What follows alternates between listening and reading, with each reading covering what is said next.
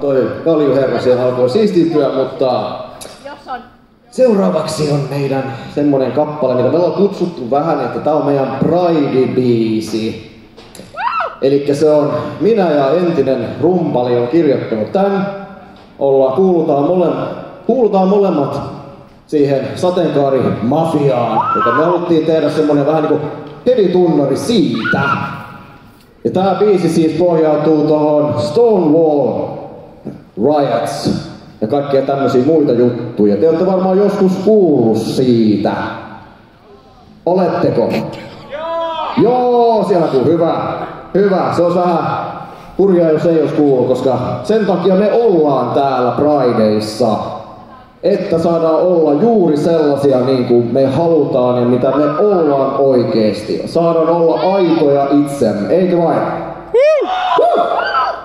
Hyvä. Onko kaljumies polerannut kaljusout riittävästi?